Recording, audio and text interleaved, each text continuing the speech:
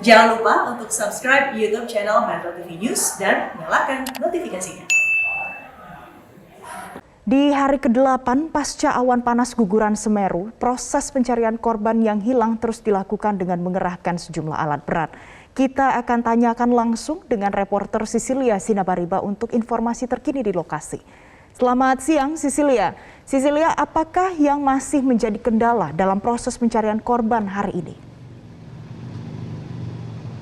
Ya, selamat siang Valen. Terkait dengan kendala apa yang membuat proses evakuasi dan juga pencarian korban sedikit terhambat, ini berdasarkan hasil evaluasi yang dilakukan oleh tim SAR gabungan bersama dengan Satgas dari penanggulangan bencana Gunung Semeru ini. Ada 3 hal yang menjadi kendala utama yang menyebabkan proses evakuasi dan juga pencarian korban sedikit terhambat.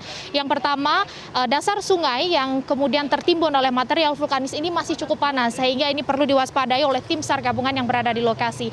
Yang kedua, masih banyaknya relawan selama sepekan terakhir yang turun terjun langsung untuk ikut membantu proses pencarian, dan ini sedikit menghambat mobilisasi dari tim SAR inti untuk melakukan proses pencarian, terutama di jalur-jalur evakuasi yang hanya memiliki satu akses.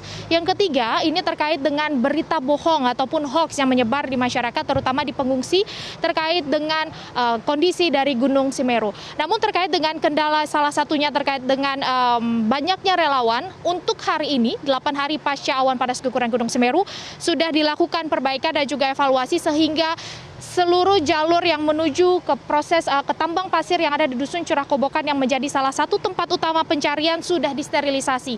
Tidak lagi diizinkan ada relawan yang tidak masuk dalam tim inti untuk masuk ke dalam, kemudian warga yang tidak berkepentingan juga sudah tidak diizinkan untuk masuk, sehingga saat ini jalurnya hanya dapat dilewati oleh tim SAR inti yang terdiri dari Basarnas, BPBD, kemudian ada TNI, kepolisian, dan juga PMI serta pemadam kebakaran.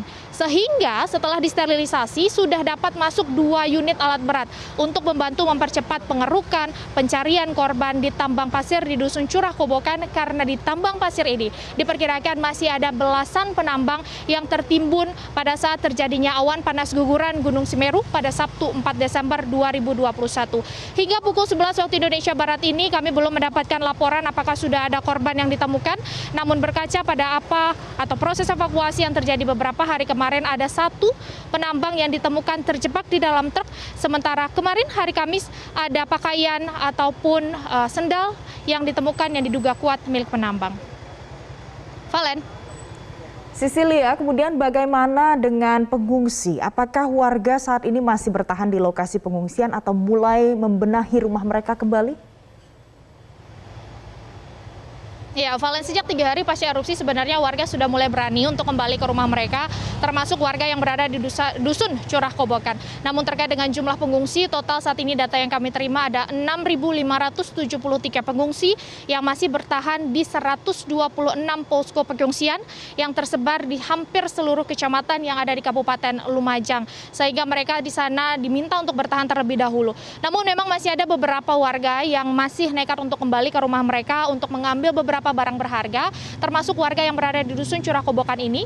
Tapi ada beberapa persyaratan, yakni jika mereka hendak mengambil barang mereka harus berdasarkan izin dari tim SAR gabungan yang melakukan penjagaan di sini, karena mengkhawatirkan atau dikhawatirkan akan terjadi guguran susulan dari Gunung Semeru.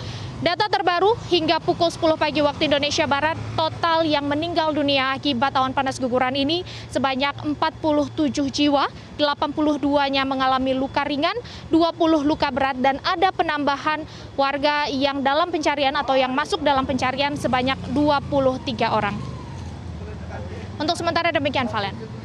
Baik, terima kasih Sisilia Sinabariba langsung dari Kabupaten Lumajang, Jawa Timur. Selamat kembali bertugas.